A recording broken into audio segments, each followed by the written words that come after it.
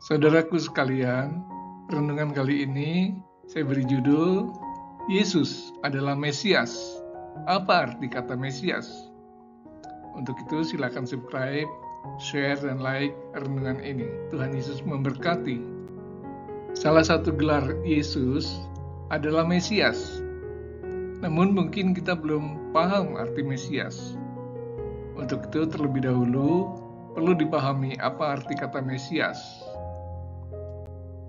Kita sering berpikir semua orang Kristen tahu arti Mesias, tapi ternyata tidak demikian. Sebagian orang Kristen sama sekali tidak tahu tentang hal itu.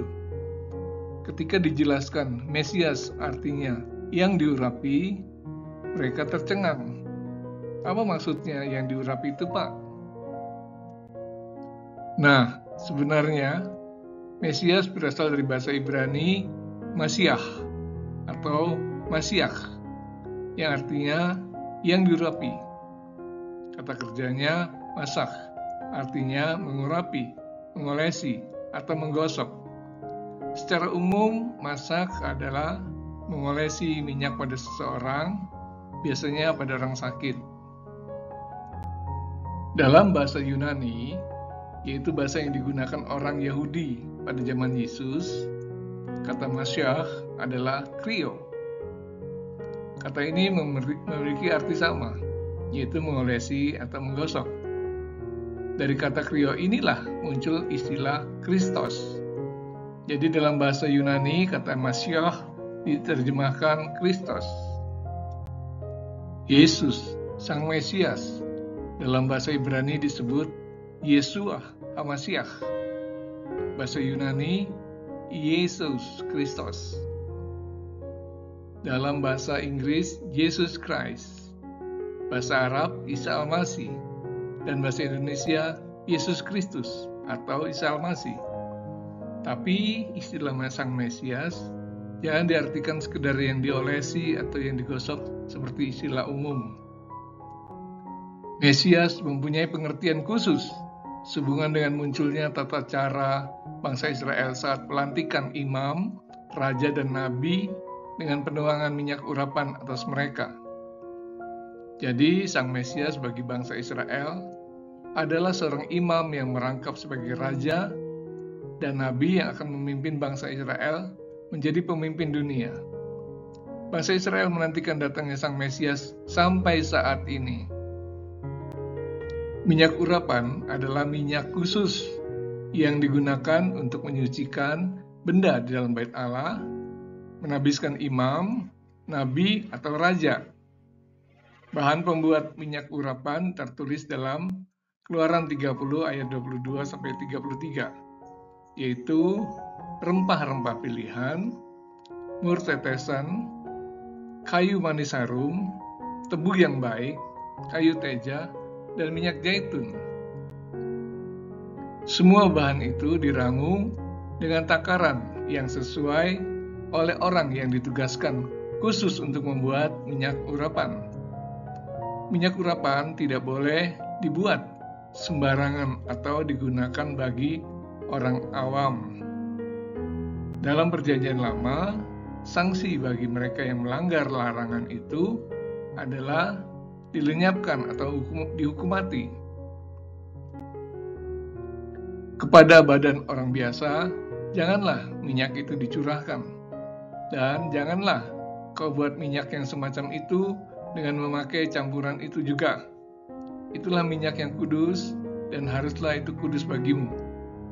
Orang yang mencampur rempah-rempah menjadi minyak yang semacam itu atau yang membubuhkannya pada badan orang awam haruslah dilenyapkan dari antara bangsanya.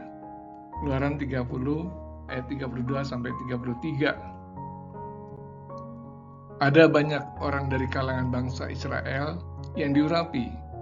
Pengurapan dilakukan dengan menuangkan minyak urapan ke kepala orang yang diurapi. Harun, misalnya, diurapi Musa sebagai imam. Maka semuanya itu haruslah kau kenakan kepada abangmu, Harun, bersama-sama dengan anak-anaknya. Kemudian kau harus mengurapi, menabiskan, dan menguduskan mereka. sehingga mereka dapat memegang jabatan imam bagiku. Keluaran 28 ayat 41. Saul sebagai raja pertama. Lalu Samuel mengambil buli-buli berisi minyak, dituangkannyalah ke atas kepala Saul. Diciumnyalah dia sambil berkata, "Bukankah Tuhan telah mengurapi engkau menjadi raja atas umatnya Israel? Engkau akan memegang tampuk pemerintahan atas umat Tuhan." 1 Samuel 10 ayat 1a. Kemudian Daud sebagai raja kedua. Samuel mengambil tabung tanduk yang berisi minyak itu dan mengurapi Daud di tengah-tengah saudara-saudaranya. 1 Samuel 16 ayat 13 bagian A. Elisa diurapi Elia menjadi nabi. Elisa bin Safat dari Abel Mehola harus kau urapi menjadi nabi menggantikan engkau. 1 Raja-Raja 19 ayat 16 bagian B. Masih banyak lagi yang diurapi dengan minyak urapan sesuai perintah Tuhan. Namun walaupun mereka telah diurapi, bangsa Israel tidak pernah menyebut mereka sebagai Mesias, sebab mereka bukanlah sang Mesias.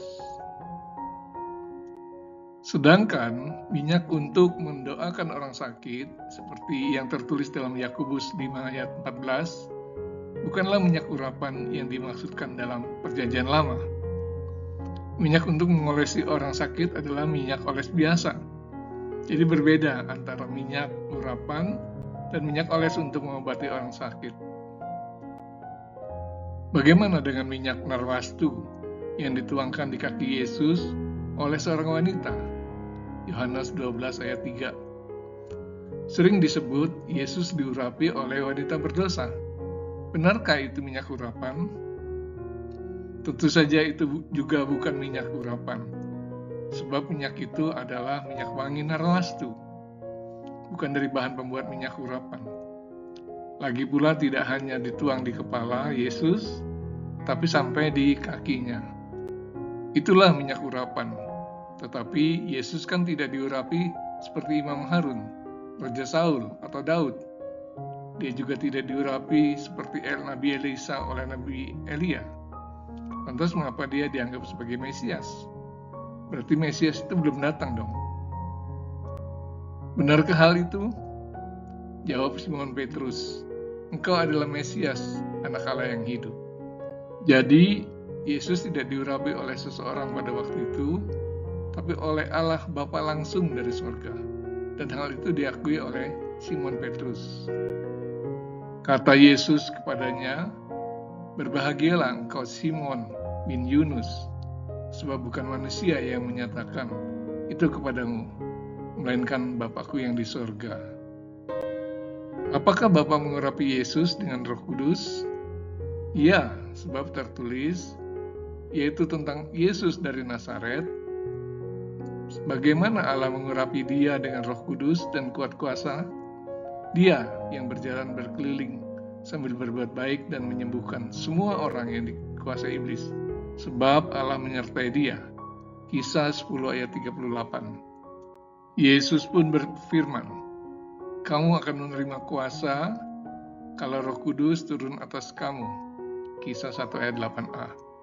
Jadi Allah mengurapi umatnya dengan kuasa Roh Kudus.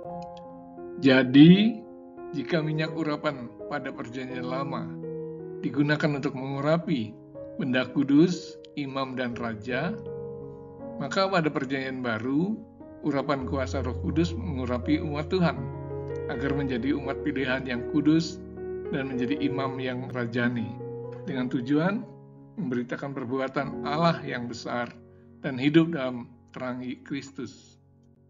Tetapi kamulah bangsa yang terpilih, imamat yang rajani, bangsa yang kudus, umat kepunyaan Allah sendiri, supaya kamu memberitakan perbuatan-perbuatan yang besar dari Dia, yang telah memanggil kamu keluar dari kegelapan kepada terangnya yang ajaib.